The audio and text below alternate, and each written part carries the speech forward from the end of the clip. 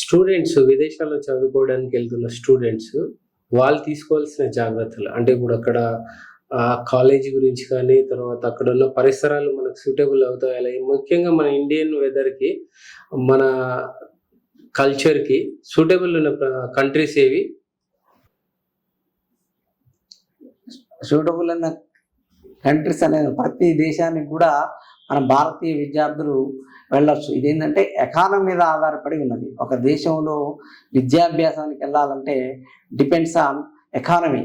మనకుండే ఎకానమీని బట్టి దేశాన్ని ఎంచుకోవాలి, అంతేగాని మనకు వాతావరణాన్ని బట్టి ఎంచుకునే అవకాశం ఉండదు. ప్రతి దేశంలో కూడా ఉండడానికి చదువుకోవడానికి అనుకూలమైన వాతావరణం ఉంటుంది, దాని గురించి ఇబ్బంది లేదు. కానీ ఎక్కువగా మన తెలంగాణ ప్రాంతం వల్ల అందరూ కూడా అమెరికా ఎక్కువ క్రేజ్ కాబట్టి అమెరికా దేశానికి వెళ్తుంటారు.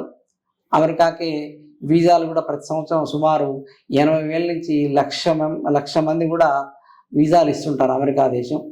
కాబట్టి ఎక్కువ అమెరికాకి ప్రిఫరెన్స్ ఇస్తారు.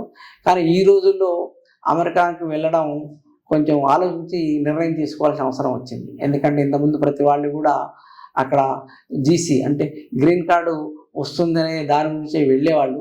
కానీ ప్రస్తుతం ఉన్న ఈ సమయంలో మాత్రం గ్రీన్ కార్డుకు అవకాశాలు చాలా తక్కువ ఉన్నాయి. కాబట్టి ఓన్లీ చదువుకొని మళ్ళీ వెనక్కి రావడం కానీ 4-5 ఇయర్స్ అక్కడ స్పెండ్ చేయడానికి మాత్రమే అవకాశం ఉంటుంది. కానీ అక్కడే సెటిల్ అవ్వడానికి మాత్రం ప్రస్తుతం అవకాశాలు చాలా తగ్గిపోయినాయి.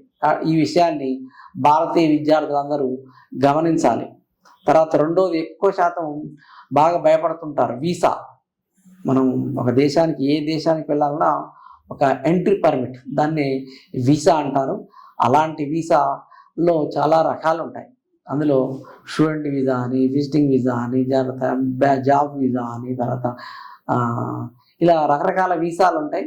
కానీ మన వాళ్ళంతా ఎక్కువ స్టూడెంట్ వీసా మీద మరియు విజిటింగ్ వీసా మీద వెళ్తుంటారు.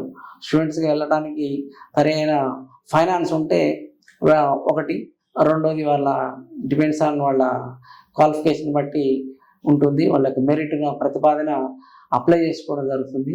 దానికి ఎంట్రీగా ఐఎల్సి కానీ డీలింగ్ కానీ ఎంట్రన్స్ ఎగ్జామ్స్ రాసి వాటి ప్రతిపాదన అడ్మిషన్స్ అప్లై చేసుకోవాలి. అడ్మిషన్స్ వచ్చిన తర్వాత అమెరికా వీసాకు స్లాట్స్ బుక్ చేసుకోవాలి.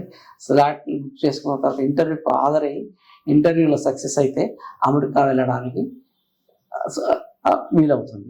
అమెరికా వెళ్ళడానికి వీలైతే అది మినిమం 15 months నుంచి 2 years కోర్స్ వరకు వివిధ రకాలైన కోర్సులు ఉంటాయి. అమెరికా చాలా పెద్ద దేశం కాబట్టి ఎన్నో విశ్వవిద్యాలయాలు ఉన్నాయి. మెరిట్ని బట్టి కొన్ని విశ్వవిద్యాలయాలు స్కాలర్షిప్స్ కూడా అందజేస్తూ ఉంటాయి. పార్ట్ టైం చేసుకోవడానికి కూడా కొన్ని విశ్వవిద్యాలయాలు పర్మిషన్ ఇస్తాయి. ఆ పర్మిషన్ ఇచ్చిన గంటలు మాత్రమే అఫీషియల్గా వర్క్ చేయడానికి వీలు ఉంటుంది.